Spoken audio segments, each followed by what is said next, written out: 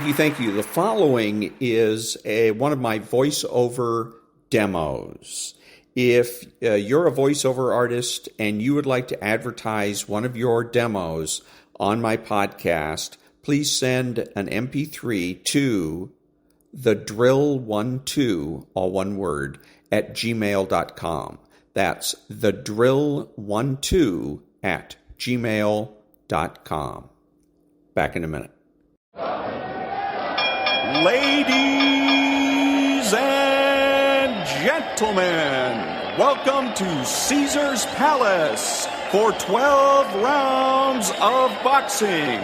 In the red corner, from Los Angeles, California, wearing the red trunks with the gold trim, weighing in at 125 pounds, the lightweight champion of the world, Danny Little Red Lopez. Well, Bill, our winners get a home theater receiver.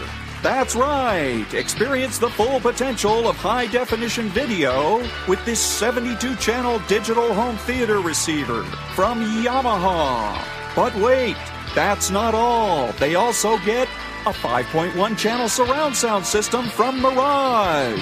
With 5 palm-sized speakers and a compact subwoofer cube, the MX 5.1 brings you huge immersive sound with Mirage's omnipolar technology. All from the Spiegel catalog, Chicago, Illinois, 60609. And they're taking closer order as down the stretch they come. Mr. Hot Stuff has 3 lengths to make up with chocolate candy last. On the rail, take the points behind that gallant son with chocolate candy gaining on the outside. In the lead is Pioneer of the Nile being tackled by chocolate candy. They're neck and neck as they come to the wire. And Pioneer of the Nile holds off chocolate candy and wins the Santa Anita Derby. And now, on your feet, time to greet holder of 14 NBA titles, your home team, your Los Angeles Lakers. Number 3 at 6'8", 5th year out of UCLA, playing forward, Trevor Ariza. Starting at center, number 17 at 7 feet, 4th year out of St. Andrews High School, Andrew Bynum. And at guard, number 24, 6'6", 13th season out of Loyal Marion High School, Kobe Bryant.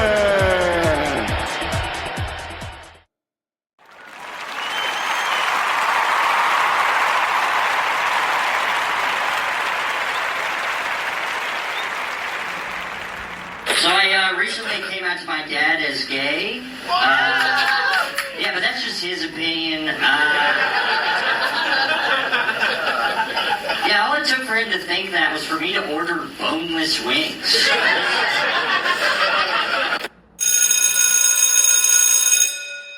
Good morning. It's Monday, Talk Radio Monday, August the 5th, and this is The True Conservative. Welcome to all the butchers, bakers, and candlestick makers out there. I'm Ron, your host, and the only true conservative in the United States today. So today, after the Serenity Prayer and the patriotic song of the day, we will have the patriotic shorts, motivation, Bishop Barron, Ayn Rand, the 33 strategies of war, and Talk Radio's America.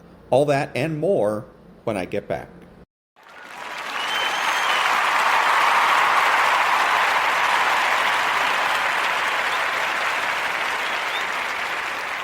God, grant me the serenity to accept the things I should not change, the courage to change the things I should, and the wisdom to know the difference. Amen.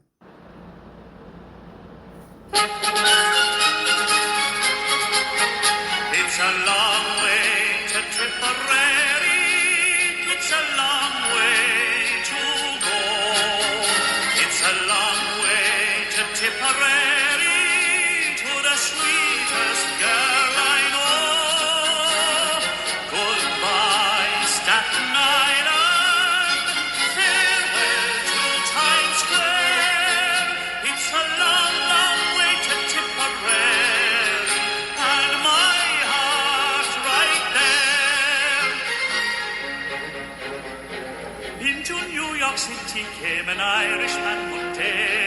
stay with friends from Ireland who had found good work and pay, singing songs of Dublin, Mayo, Cork and Donegal.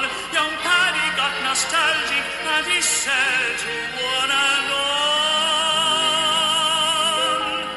it's a long way to Tipperary. It's a long way to go.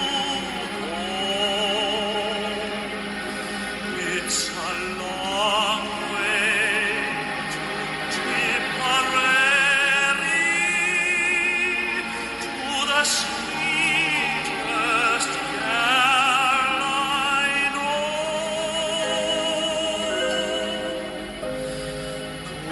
Goodbye, Staten Island. Farewell to Times Square. It's a long, long way to Tipperary,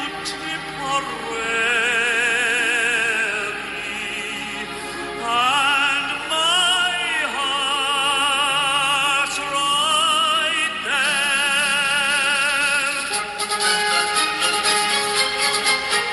It's a long way to Tipperary. It's a long way to go. It's a long way to Tipperary, to the sweetest girl I know. Goodbye, Staten Island. Farewell to Times Square. It's a long, long way to Tipperary, and my heart's right there.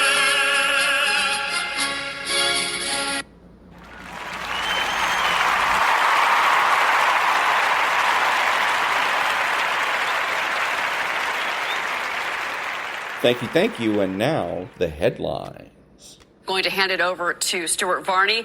This market is all yours. Oh, thank you very much. Good morning, Cheryl, and good morning, everyone. Yeah, it is a white-knuckle Monday, a dramatic sell-off for stock markets all around the world. It started Friday with a very weak jobs report here.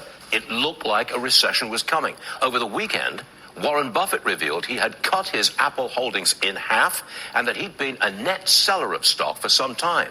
That does not send a positive signal. Overnight, Japan's market dropped 12.4%. That is the worst one-day drop since 1987. All right, here's where we are now, here among the Dow, S&P, and the Nasdaq. The Dow likely to be down about 1,200 points at the opening bell, and the Nasdaq down just over 1,000. In percentage terms, you're looking at 3-4% down right at the opening bell. Virtually all sectors have been hit. Look at big tech. All of them are down. And Nvidia is down roughly now, 33% from its high. Heavy selling in cryptos as well. Will you look at Bitcoin? It's all the way down right now to 49,000. Whoa, way down. Interest rates also falling sharply. This may be a flight to safety. The 10-year Treasury dropping to 3.69%. The good news here is that mortgage rates, they're falling. The 2-year, all the way down. Last time I checked, it was 380. Now it's 371. Okay? If we're heading to recession, demand for oil should fall. That's why oil is down now to $72 a barrel. Gold approaching $2,500 an ounce. It's still, though, it's down $50. War talk in the Middle East, that's not helping. An Iranian attack on Israel is considered imminent. The Israeli Defense Force has revealed an underground bunker for military leaders. Mayors in Israel have been told to prepare for power and water outages. American forces in the region have been beefed up. There is a firestorm surrounding the Federal Reserve. There are many analysts and economists saying the Fed just waited too long to cut rates. There is talk, just talk, about an emergency rate cut soon. Monday, August the 5th, 2024. And that was the headlines. Back in a minute.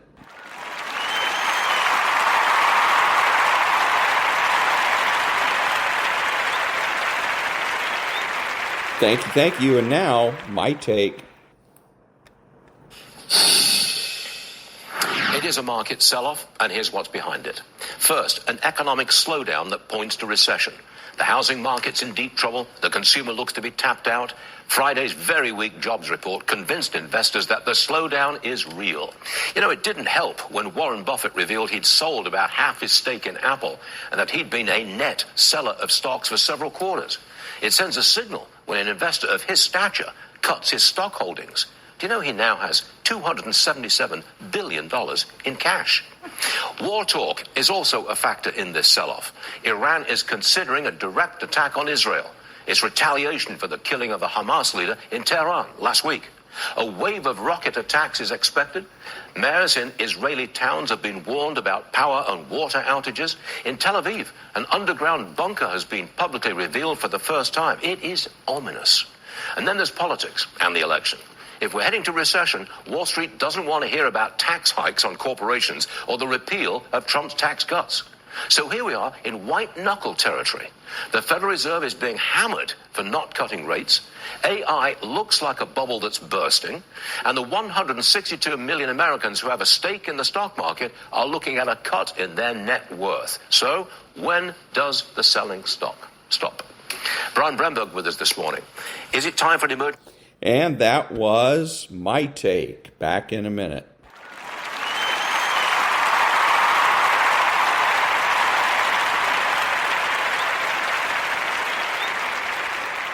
Thank you. And now, the military shorts.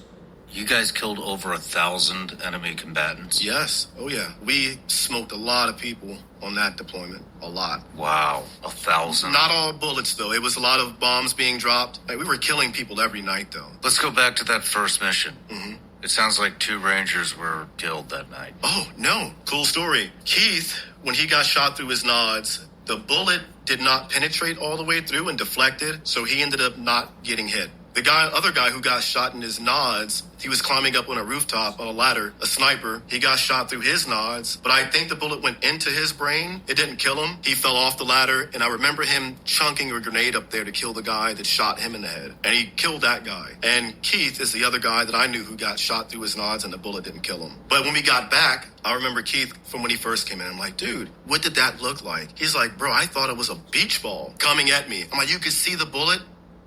On February 28, 1967 in Vietnam, Private First Class James Anderson's platoon was advancing through dense jungle to rescue a besieged reconnaissance patrol.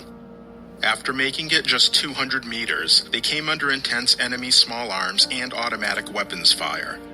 Private First Class Anderson found himself tightly bunched with Marines from his platoon, only 20 meters from the enemy positions.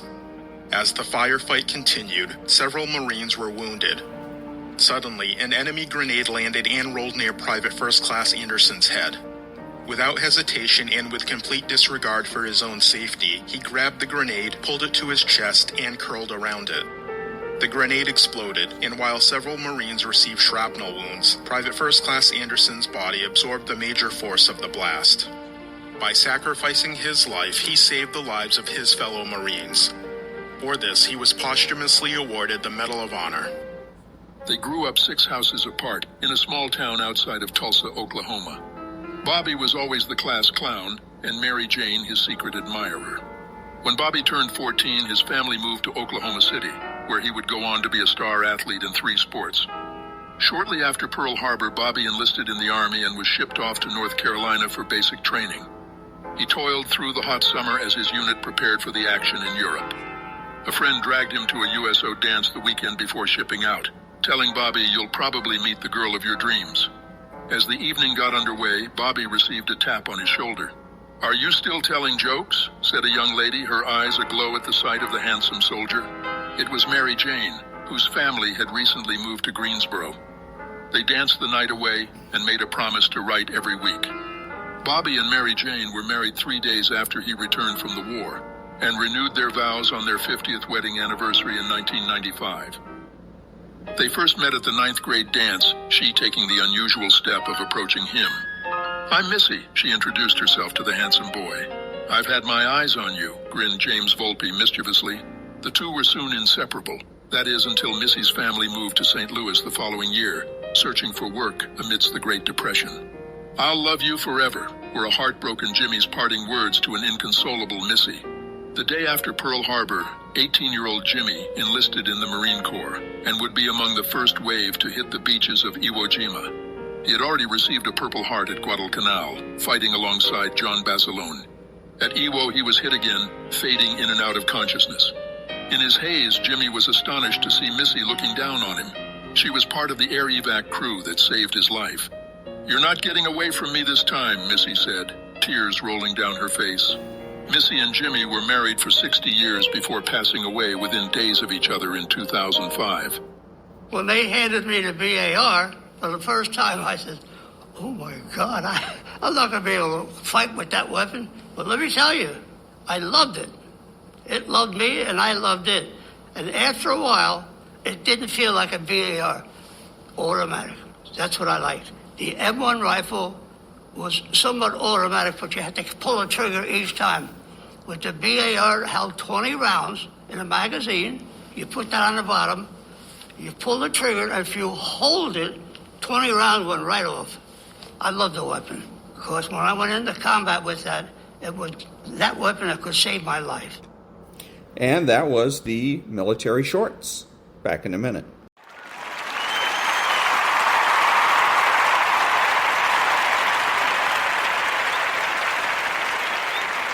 Thank you. And now a little bit of motivation. In the darkest depths of our existence lies a potent reservoir of strength waiting to be unearthed. Pain, with its gnarled claws and suffocating grip, may seem like an unyielding adversary, but within its grasp lies an opportunity for transformation. It's amidst the shattered fragments of our being that we find the raw materials for resilience.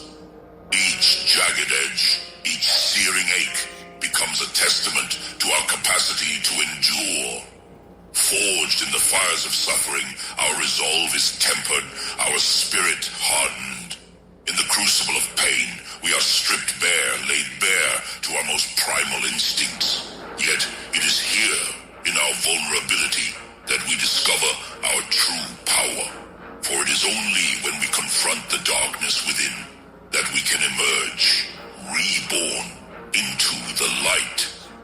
With each step through the abyss, we gather fragments of strength, weaving them into an armor of fortitude. Every tear shed, every scream stifled, becomes a battle cry, a declaration of defiance against the forces that seek to break us. In the labyrinth of suffering, we confront our deepest fears and insecurities. We stumble blindly through the darkness, grappling with the demons that lurk within. But it is in this harrowing journey that we discover the power of our own inner light. For every wound inflicted upon us, we learn to bandage ourselves with compassion and self-love. Each scar becomes a badge of honor, a testament to our ability to survive and thrive in the face of adversity. We learn that pain is not our enemy, but rather our greatest teacher, guiding us towards a deeper understanding of ourselves and the world around us. In the depths of despair, we find solace in the knowledge that we are not alone. We reach out to others who share in our struggles, forming bonds that transcend the limitations of pain. Together, we draw strength from each other, lifting one another up when we falter, and celebrating our victories as a collective triumph. And as we emerge from the shadows, battered but unbowed, we realize that the journey is far from over. For the path of resilience is not a destination, but a lifelong commitment to growth and self-discovery. We carry the lessons learned from our darkest hours as a beacon of hope for others who are still lost in the wilderness of despair. And so, let us embrace the pain that courses through our veins, for it is the crucible in which our strength is forged. Let us honor our scars as a testament to our resilience, and let us walk boldly into the unknown.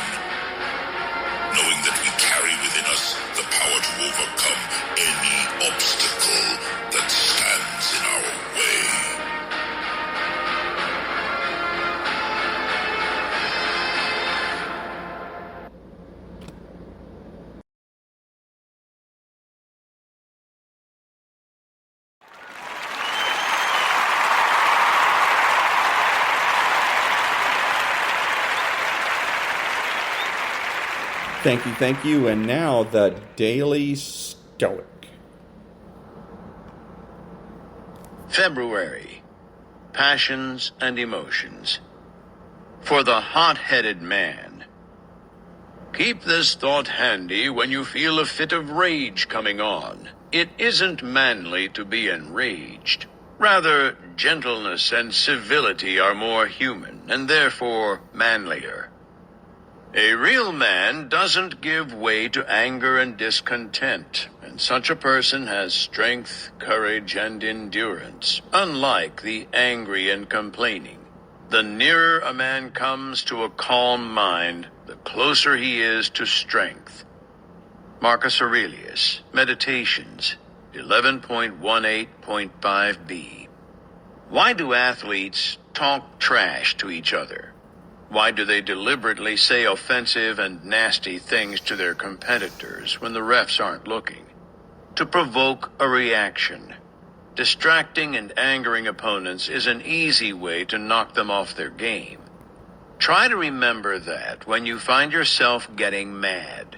Anger is not impressive or tough. It's a mistake. It's weakness. Depending on what you're doing, it might even be a trap that someone laid for you. Fans and opponents called boxer Joe Louis the ring robot because he was utterly unemotional. His cold, calm demeanor was far more terrifying than any crazed look or emotional outburst would have been. Strength is the ability to maintain a hold of oneself. It's being the person who never gets mad, who cannot be rattled, because they are in control of their passions, rather than controlled by their passions. And that was the Daily Stoic by Ryan Holiday. Back in a minute.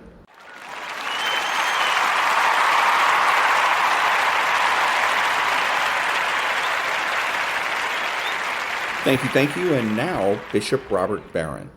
At the heart of evangelization, everybody, is this. It's sharing an experience of the power of Christ. If it's just arguments, that can strike people as empty words. Rather, the greatest evangelist is the one who says, I've been healed by my contact with this Jesus, and now I want you to have the same experience. Evangelization is one starving person telling another where to find bread. And that was Bishop Robert Barron. Back in a minute.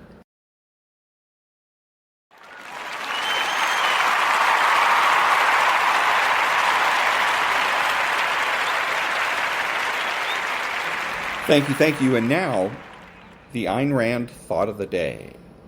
Quote, individual rights, freedom, justice, progress were the philosophical values, the theoretical goals, and the practical results of capitalism. No other system can create them or maintain them. No other system ever has or will. For proof, consider the nature and function of basic principles. For evidence, consult history and the present state of the different countries of Europe. And that was Ayn Rand from Conservatism, an Obituary, from Capitalism, the Unknown Ideal. Back in a minute.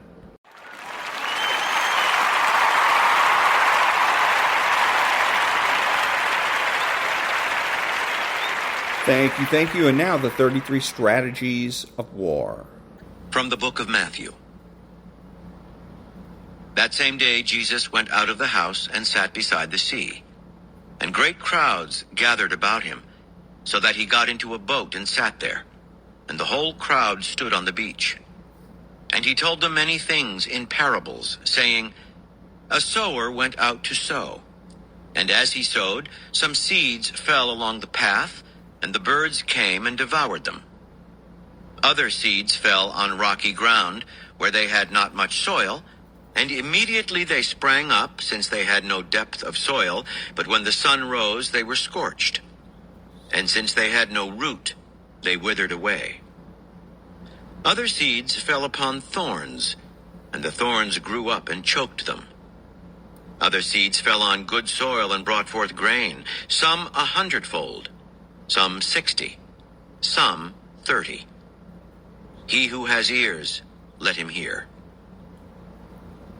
Then the disciples came and said to him, "Why do you speak to them in parables?" And he answered them, "To you it has been given to know the secrets of the kingdom of heaven, but to them it has not been given. For to him who has will more be given, and he will have abundance. But from him who has not, even what he has will be taken away.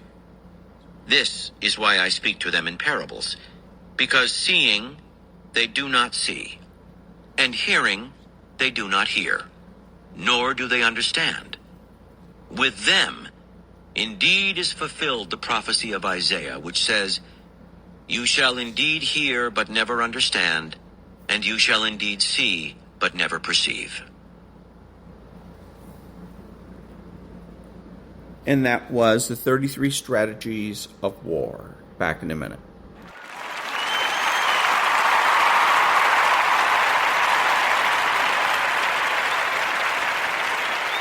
Thank you. Now, if you're a Democrat, you should be voting Republican because the general distraction afflicting contemporary society does not allow the emphasis and energy of rage to arise. Rage is the capacity to interrupt a given state and make a new state begin. Today, it is yielding more and more to offense or annoyance, having a beef, which proves incapable of effecting decisive change. In consequence, one is annoyed even by the inevitable. Annoyance relates to rage as fear relates to dread. In contrast to fear, which concerns a determinate object, dread applies to being as such. It grips and shakes the whole of existence. Nor does rage concern a discrete state of affairs. It negates the whole. Therein lies its negative energy. It represents a state of exception. Increasing positivization makes the world poor in states of exception. Back in a minute.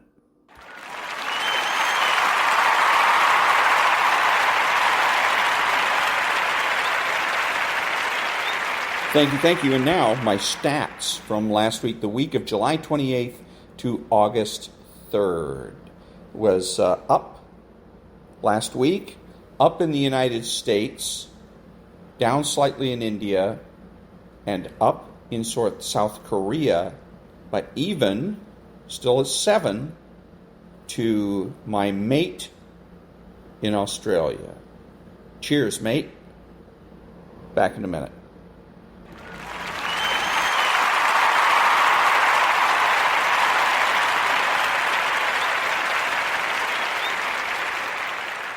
Thank you. And now, Talk Radio's America, How an Industry Took Over a Political Party That Took Over the United States by Brian Rosenwald and read by Christopher Grove. Now, this is a chapter that's an hour and a half long, so I'm not going to read or have it read the entire chapter.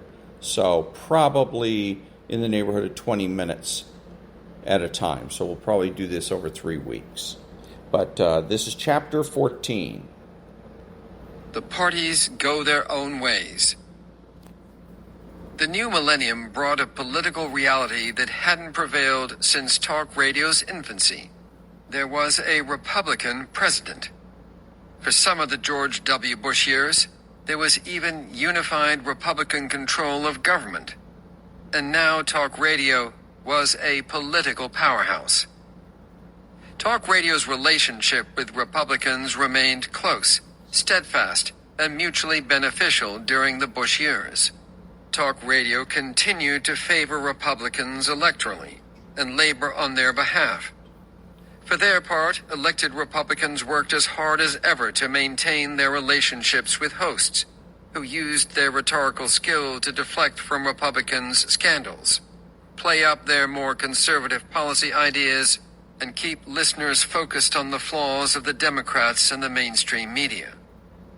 But on-air criticism of Republicans was growing harsher and more constant. As the end of Bush's presidency neared, hosts became more combative toward moderate Republicans. In power, Republicans earned hosts' and listeners' ire by trying to chart a wider course. The majority in the presidency gave Republicans a huge opportunity. They could enact legislation, not just stymie it. But passing big, consequential bills for the most part required bipartisanship, which was anathema to talk radio. The base voted for Republicans who promised adherence to conservative principles. Yet once they got to Washington, they were looking to compromise on issues from prescription drug coverage to immigration.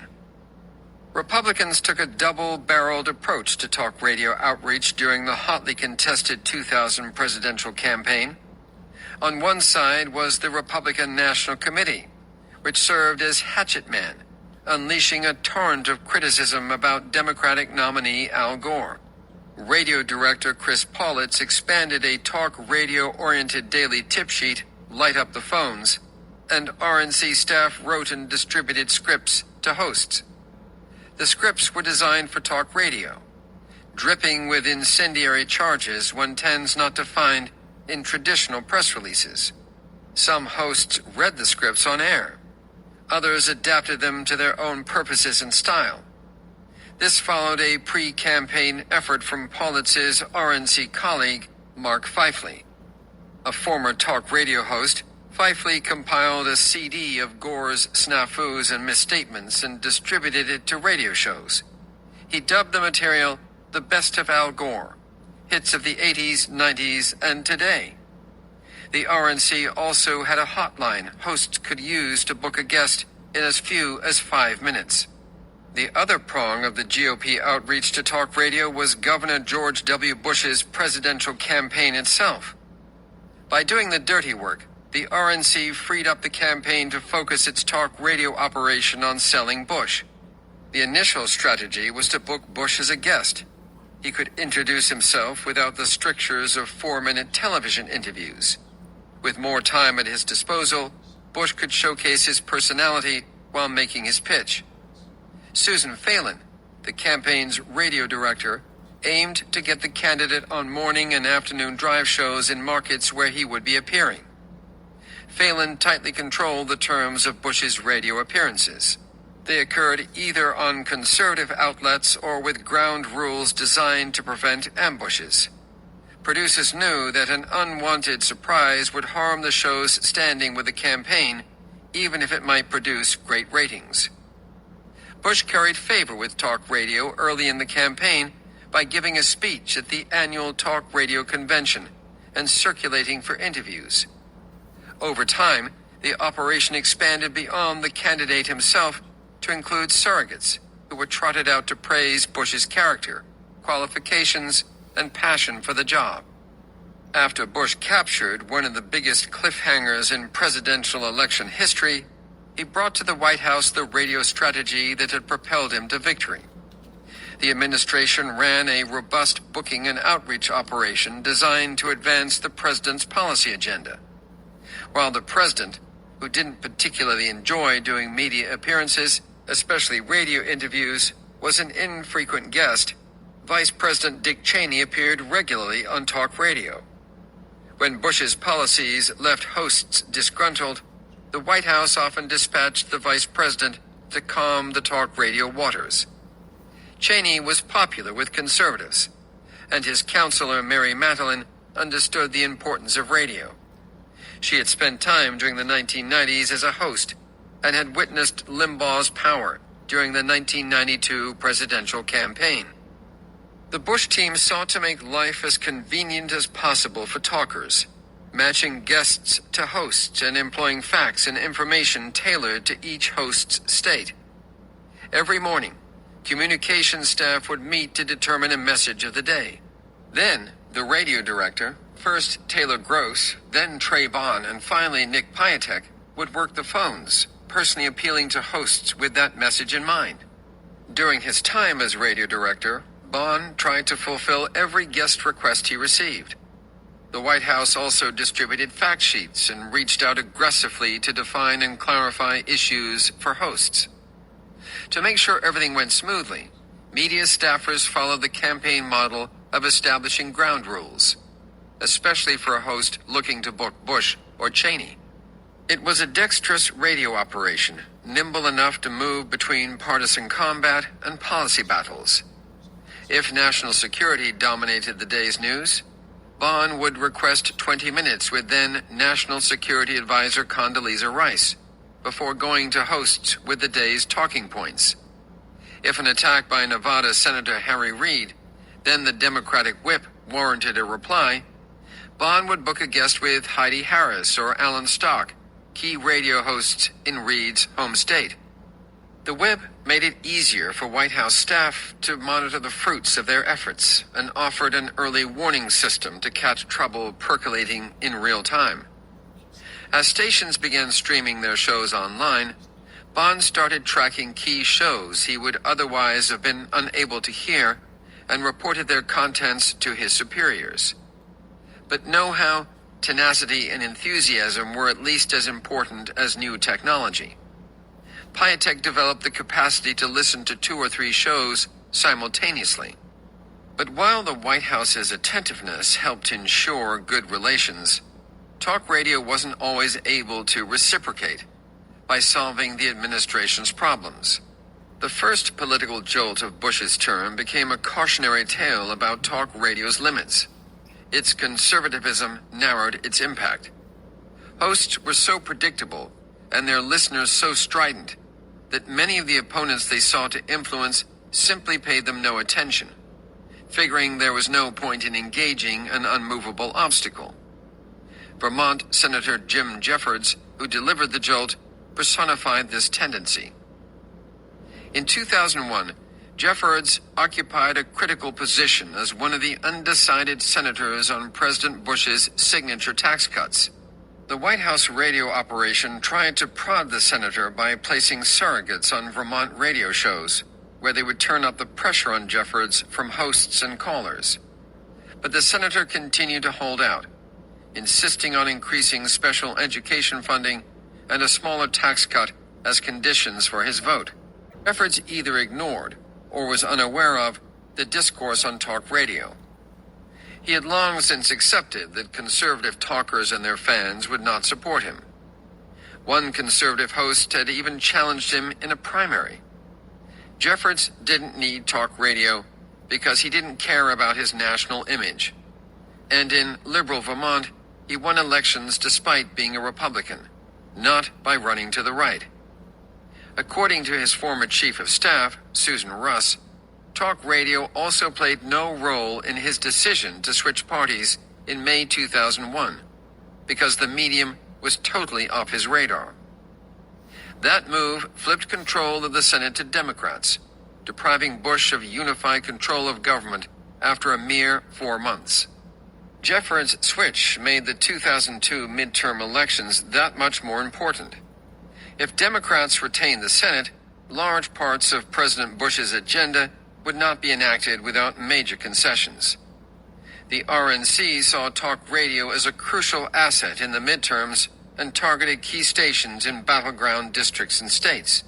6 days before the election, the White House welcomed 50 talkers for a 13-and-a-half-hour talk radio day. For the most part, Republicans in 2002 could count on their talk radio outreach to yield good things come election time.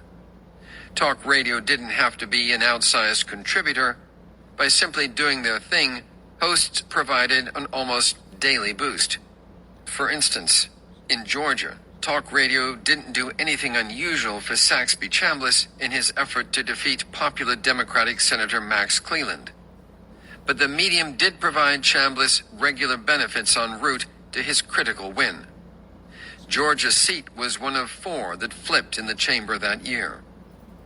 Regular talk radio appearances allowed Chambliss to be in multiple towns at once, and provided access to a large captive audience as people languished in traffic. Michelle Grasso, the Chambliss campaign's communications director, explained that people tended to tune in to one station and stay there, especially during drive time. One of their favorite shows was hosted by Martha Zoller, whose program gave Chambliss an outlet for speaking to his base. The race was an uphill battle for Chambliss. Though he was well liked in the pivotal swing area of middle Georgia, where his congressional district was located, he couldn't win with that region alone. He needed the Atlanta suburbs. But while they usually supported Republicans, initial polling showed him trailing Cleveland significantly in this crucial location. The trouble was that these suburbanites simply didn't know him. Enter talk radio. The medium fueled Chambliss's come-from-behind victory by providing a forum for introducing himself to a key cadre of conservative voters. Chambliss also used talk radio to dent Cleveland. In interviews and hard-hitting 15-second ads, the challenger criticized his opponent's record, about which Georgians knew little. As the national significance of the race grew, Chambliss chatted regularly with syndicated talkers, especially Hannity and Hugh Hewitt. These appearances unleashed a flood of online contributions to his campaign. On Election Day, he appeared on Bortz's Atlanta-based program to urge voters to the polls. No one could claim that talk radio handed the victory to Chambliss or that it was decisive, but the medium aided him at every step along the way. The midterm elections restored Republicans to unified control. Before they got started governing, they hoped to spend the sleepy post-election month planning initiatives for the upcoming session.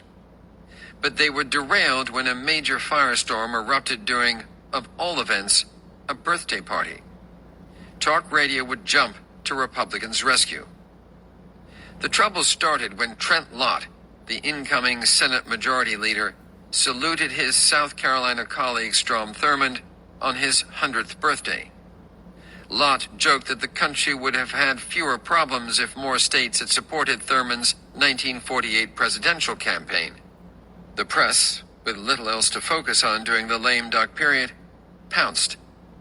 Thurmond's explicitly segregationist 1948 campaign was not something a party or one of its leaders should have been celebrating. Radio talkers sprang into action in an effort to mitigate the damage to the Republican Party. Hosts knew they could not defend the substance of Lott's remarks, so instead they hammered home what they saw as the unfairness of the media scrutiny. Limbaugh highlighted Republican contributions to civil rights legislation and reminded listeners that prominent Democrats had opposed it. He attacked Democrats and the media for hypocritically failing to condemn equally intemperate remarks from Democrats over the years. He focused on West Virginia Senator Robert Byrd, a Democratic Party leader, and during the 1940s, a member of the Ku Klux Klan. In the same vein, Hannity pointed out that liberals didn't go after Clinton for awarding the Presidential Medal of Freedom to Senator J. William Fulbright, a known segregationist. Both hosts eventually acted to protect the party's image by suggesting that Lott step aside as majority leader. Citing double standards and hypocrisy was not only easier than defending Lott, it also was a tried and true strategy. Listeners were familiar with hosts' criticism of the get-out-of-jail-free card Democrats and the media gave Byrd. C-SPAN 2 aficionados may have recognized Byrd for his natty dress and fiery orations. He spent the 2000s with a pocket copy of the Constitution in the breast pocket of his three-piece suits, delivering Senate floor speeches studded with history lessons dating to antiquity. But in the world of talk radio, Byrd had never outrun his KKK membership of 6 decades prior. Hannity regularly referred to him as Robert KKK Byrd. Limbaugh opted for the nickname Sheets. For talk radio, Lott's case became a touchstone. Long after the episode had disappeared from the news, hosts brought it up to excoriate press bias.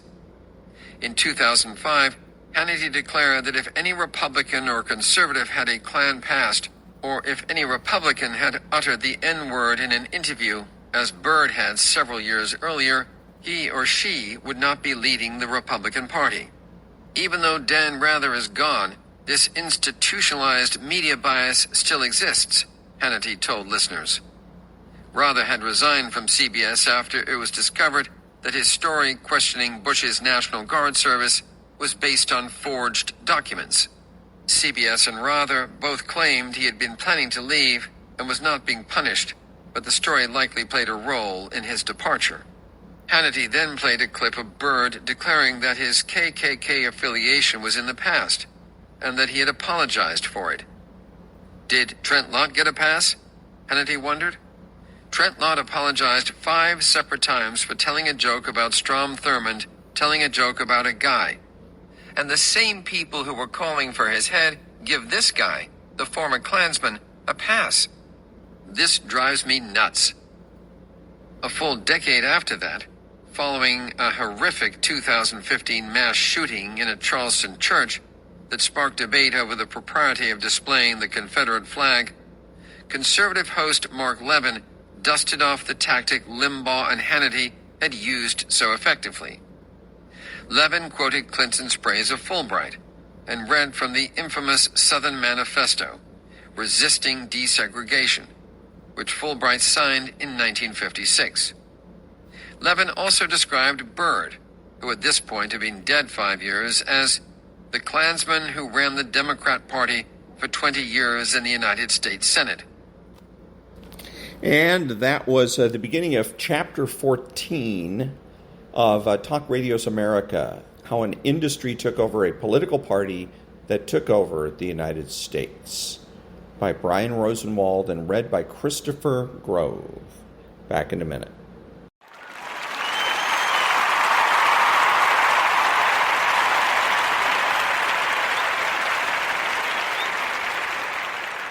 This is Ron, your host, the only true conservative in the United States today, bidding adios to all the butchers, bakers, and candlestick makers out there, and reminding you that you are not neutral and that the government has no rights.